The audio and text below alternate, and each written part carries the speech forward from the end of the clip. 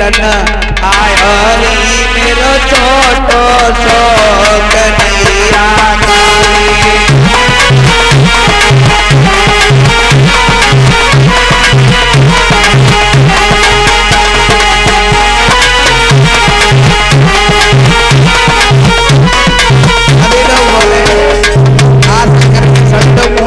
हाथ उठा लो अब भगवान कन्हैया को थोड़ा सहारा दो। काली देवे खेलन आरी मेरो छोटो सो कन्हैया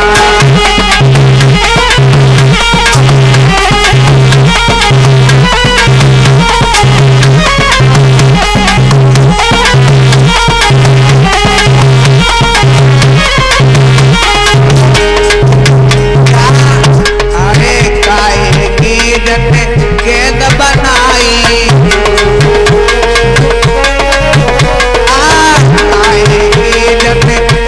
बनाई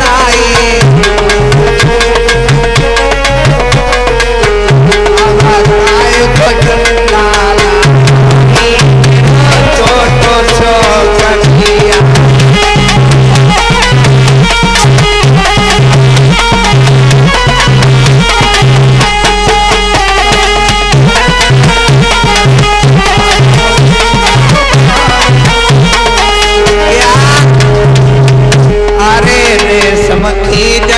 गेंद बनाई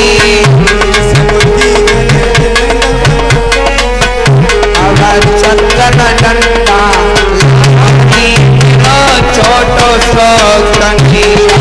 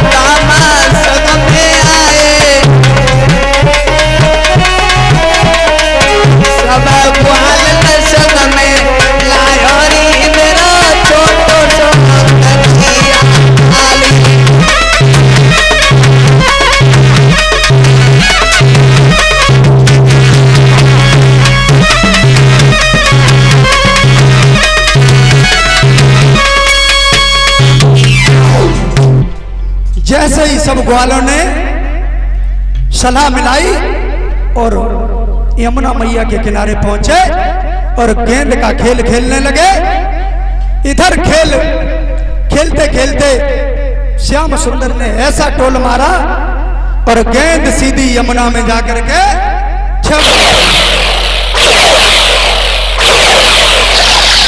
और जैसे ही गेंद यमुना में गिरी और दामा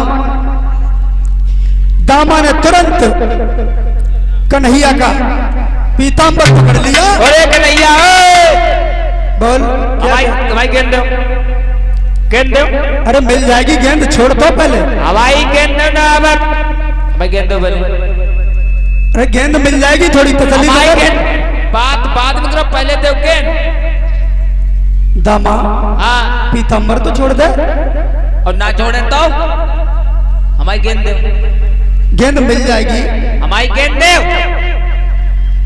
मिलेगी कन्हैया। श्याम दामा मेरी बात को सुन ले, मेरा पीतांबर छोड़ दे, गेंद तो दे दो, मिल जाएगी। हम कहा था हमारी गेंद दो।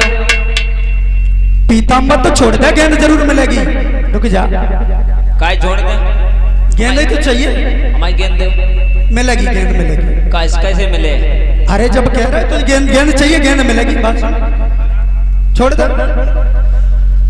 और मेरे भागवत प्रेमियों, दामा बुरी तरह से झुझलाता है, पीतांबर को पकड़ के लटक गया। श्याम सुंदर ने पीतांबर को छुड़ाया और कदम के पेड़ पर चढ़ गए, और कदम के पेड़ पर चढ़ के सीधी काले दह में छलांग लगा दी।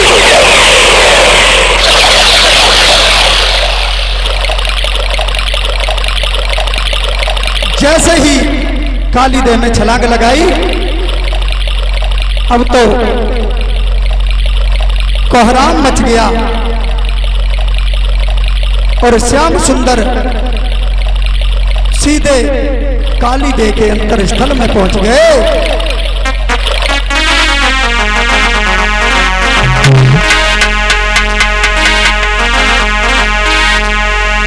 काली देह के अंतर स्थल में मौत भी बना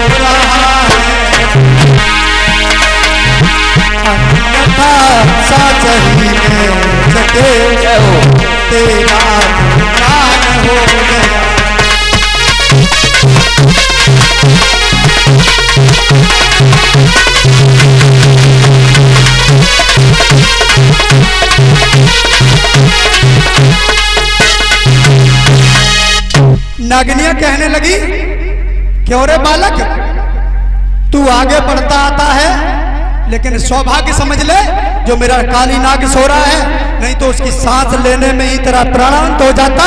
अरे नागिनियों जगाओ अपने पति को, तुम जिस पति की बात कर रही हो हम तो उसी से मिलने आए हैं। अपने पति को जगाओ जाके। बेटा बहुत उम्र थोड़ी है, तुम मेरे पति को नहीं जानते हो, एक फुसकार में फट जाओगे बीच से। अरे वाह भाई, हम भी देखें तुम्हारा पति कैसा है, कैसी फुसकार मारता, हम तो भाई देखने आए। और श्याम सुंदर कहने लगे तू जिसकी बात करती है, जिसका गुणगान करती है, तू उसी को जगा ले, हमें क्यों धमका रही है। नागिनिया से श्याम सुंदर कहने लगे और धीरे धीरे धीरे धीरे आगे बढ़ते गए और श्याम सुंदर ने जाकर के श्याम काली नाग से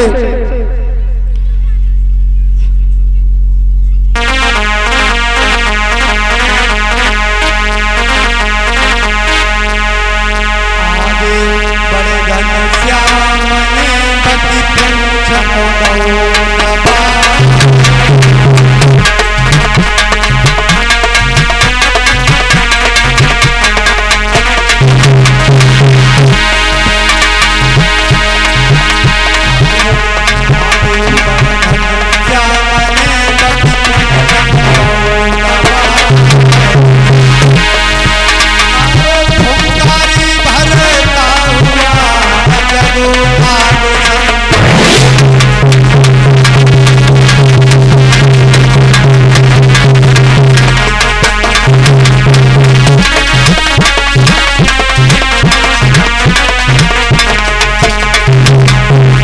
जैसे ही श्याम सुंदर आगे बढ़े और श्याम सुंदर ने जाकर काली नाग की पूंछ को अपने पैर से दबा दिया और जैसे ही पैर को दबाया और काली नाग सन्नाटा हुआ एकदम निकला और फुसकार मारने लगा श्याम सुंदर के लेकिन क्या हुआ महाराज, श्याम सुंदर के शरीर से वो काली नाग लिपट गया, चारों तरफ से अंटा मार लिया और उसी क्षण श्याम सुंदर ने अपने शरीर को फुलाना शुरू कर दिया। और जैसे ही शरीर को फुलाया और काली नाग की हड्डियां टूटने लगी, चट की आवाज होने लगी, तुरंत काली नाग ने अपने लपेटे को खोल दिया और श्याम सुंदर ने कालीनाथ के नथनी में एक अपनी नथनिया को पचका दिया और नाथ लिया कालीनाथ को। जैसे ही कालीनाथ को नाथा और फन पर खड़े हो गए श्याम सुंदर, जैसे ही फन पर खड़े हुए कालीनाथ को नाथ के, तो सभी लोग एक दो लाइन का भजन बोले।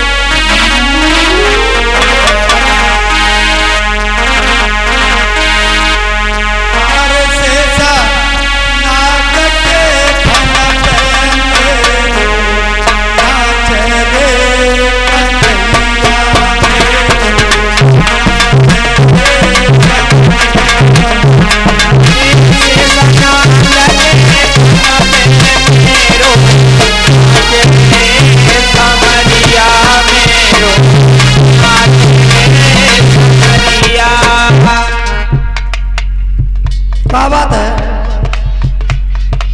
भगवान से नाराज होगा या कालीनाथ को डर हो तो भाई तो नाथ लो, भगवान नाम तो खड़े हो जाओ, अब क्या दिक्कत है, आ जाओ तो देख ले कोई हम तुम बंद ना तो मुंह से बोल देना, ताली बजा तो ताली बजाओ और इधर आ जाओ पंडाल में, फिर मत कहना।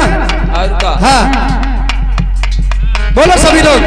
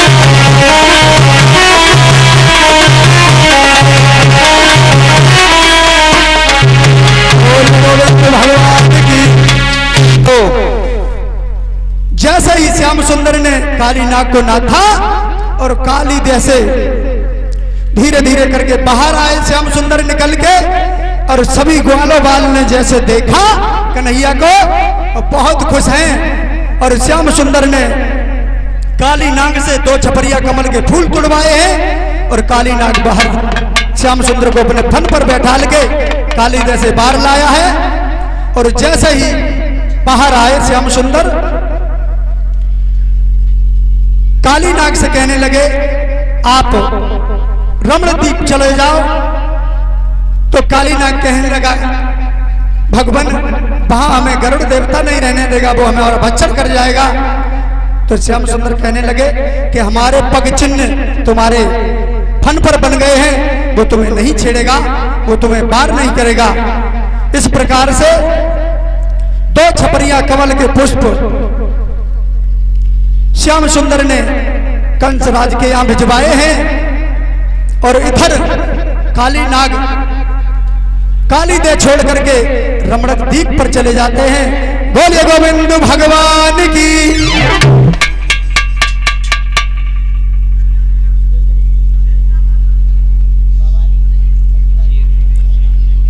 एक दिन का समय था, सभी ब्रज के ग्वाल बाल सभी गोप ग्वाल सभी पकवान बनाते हैं, लेकिन श्याम सुंदर की समझ में नहीं आया कि पकवान